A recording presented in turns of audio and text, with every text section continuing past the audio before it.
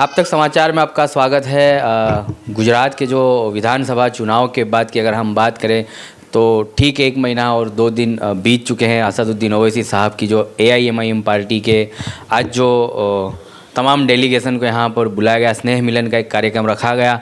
हालांकि लोगों में ये भी चर्चा होगी कि 1 महीना 2 दिन बीतने के बाद सबको इकट्ठा करने की वजह, तो हम बता दें वजह ये थी कि ओवैसी साहब अपनी बेटी के ही मैरिज में व्यस्त थे और तमाम जो है घरेलू प्रासंगिक कार्यक्रम बताने के बाद ओवैसी साहब अब जो है गुजरात की टीम को मिलने डेलीगेशन को यहाँ पर इकट्ठा किया। स्नेह मिलन का एक प्रोग्राम रखा गया और सीधा हम उसी के चलते बात करेंगे। शकील समा जो रनर्स अप में अगर फर्स्ट नंबर हो तो शकील समा का हो। इस जो बल्दिया इलेक्शन हुआ है, जो भी इंतखाबात हुए विधानसभा के, तो उसके अंदर शकील समा सबसे आगे चल रहे थे। काफ़ी अच्छी मेहनत थी और कहीं टीवी चैनलों पर यह भी बताया गया कि जो है ओवैसी साहब की एक सीट को कामयाबी गुजरात से मिल सकती है।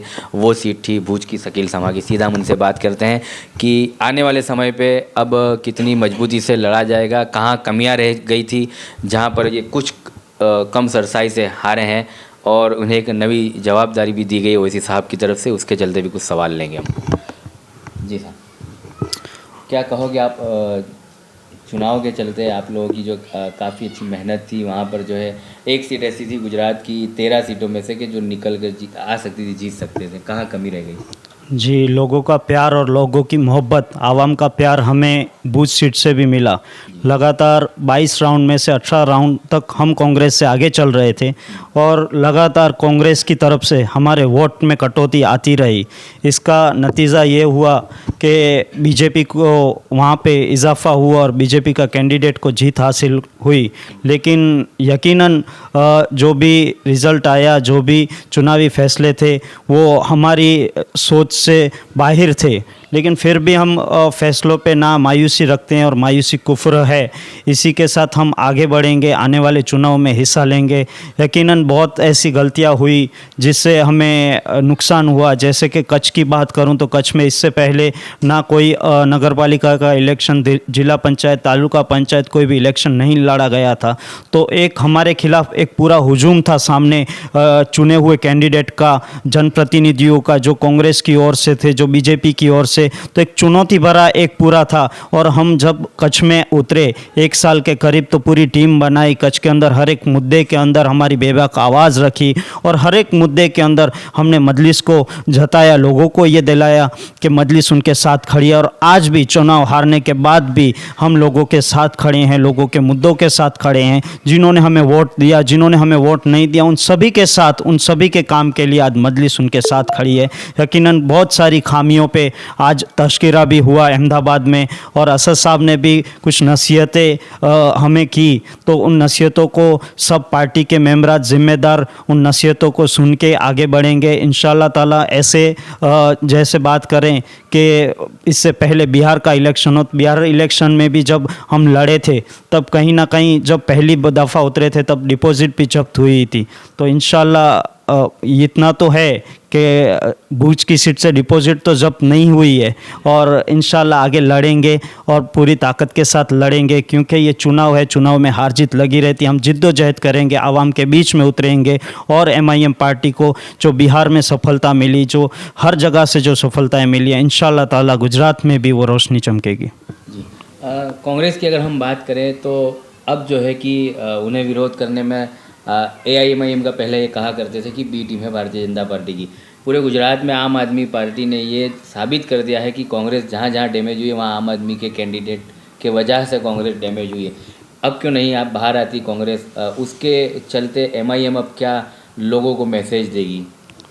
ये सोचने की बात उन जिम्मेदारों को है जो मेंबरों के बैठ के एक जिम्मेदारी लेते हैं। मजलिस तो सिर्फ 13 सीटों पे लड़ी है, 182 सीट, 182 सीटों में बाकी की सियासी पार्टियां उतरी थी मैदान में। आप देखो हर एक सियासी रीजनल पार्टियां भी उतरी थी। आप बहुजन समाज पार्टी की बात, 100 सीटें, SP, समाजवादी पार्टी उतरी थी। हर एक सियासी पार्टी ने अपनाया था अपना हाथ। और सबसे कम सीटें अगर किसी ने लड़ी हो तो मजलिस ने लड़ी थी। CPM है वो भी लड़ी थी। हर एक सियासी पार्टी लड़ी थी, लेकिन यहाँ पे अगर गुजरात में बात होती है तो सिर्फ मजलिस की कि बात होती है तो मजलिस की वजह से कांग्रेस हारी। लेकिन जो भी चुनावी रिजल्ट है, जो भी परिणाम है, आप खुद देख सकते हैं कि आम आदमी पार्टी 182 सीट से लड़ी है। 182 सीट में से हर जगह से उन्होंने जहाँ पे भी लड़ी है वहाँ से बीजेपी को फ़ायदा हुआ है। क्यों बोलने के लिए तैयार नहीं? वो जिम्मेदार जो मेंबरों पे बैठ के जिम्मेदारियाँ लेते थे, यकीनन आज असद साहब ने भी यही बात को दोहराया। असद साहब ने भी यही कहा कि बीजेपी को रोकने, बीजेपी को हराने की जिम्मेदारी हमारी नहीं है, उन तमाम लोगों की है बीजेपी को हराने की जिम्मेदारी, उन तमाम लोगों की है बीजेपी को रोकने की जिम्मेदारी। उन लोगों को समझना पड़ेगा कि हमें हमारे नुमाइंदे गुजरात की विधानसभा में भेजने पड़ेंगे, हमें अपनी सियासी सोच खड़ी करनी पड़ेगी।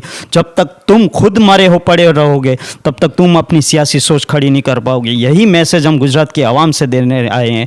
और ये भी लोगों को सोचने की बात है, हम तो पूरी सीटों पे नहीं लड़े, फिर क्या हुआ? क्या वजह रही कि कांग्रेस आज यहाँ इतने पे गिर गई? आज उनका विरोध पक्ष का नेता कोई बनने के लिए इतनी उनके पास सीटें नहीं हैं। तो ये कहीं ना कहीं उन पार्टी को और उन पार्टी के पीछे दौड़ने वाले, उनकी जिम्मेदारियां लेने वाले, मेंबरों पे खड़े रह के अपने फतवे देने वाले, उन सभी हमारे भाई बंधुओं को सोचना पड़ेगा। जी। और ईवीएम से कोई नाराज़गी आपकी? पार्टी की ओर से अभी तक हमने कोई ऐसा नहीं किया। हम जिद्दोजहद में मानते हैं, हम मेहनत में मानते हैं। अगर कोई ऐसा कुछ भी रहा तो ये बाकी सारी पार्टियों को, सारी जो सियासी पार्टियां, उनको सोचने की ज़रूरत है। सारी सियासी पार्टियां जब भी जिस वक्त कोई फैसला लेगी तब MIM पार्टी भी उनके साथ रहेगी। जी। और क्या जवाबदारी आज आपको दी गई? अब तक तो जो है कि आप गुजरात के उपाध्यक्ष थे, आज आपको क्या जिम्मेदारी दी गई? आज मुझे गुजरात के जनरल सेक्रेटरी के तौर पर नियुक्त किया गया और गुजरात के यूथ के प्रेसिडेंट के तौर पर भी नियुक्त किया गया है। और दो जिम्मेदारियों के साथ एक भरोसा जताया असद साहब की ओर से, जनाब साबिर काबलीवाला साहब की ओर से। और मैं पूरी उम्मीद और आशा यही रखता हूं कि आवाम का जो प्यार और मोहब्बत हमें मिला है वो आने वाले समय में भी मिलेगा। और मुझे जिस जिम्मेदारी से जनाब असदुद्दीन ओवैसी साहब और जनाब साबिर काबलीवाला साहब ने नवाजा है, मैं उन पर पूरा खरा उतरने की कोशिश करूंगा। और आने वाले समय में MIM पार्टी किस तरह मजबूत हो, संगठन किस तरह मजबूत हो, उस पर काम करेंगे और आने वाले इलेक्शन में हिस्सा लेंगे।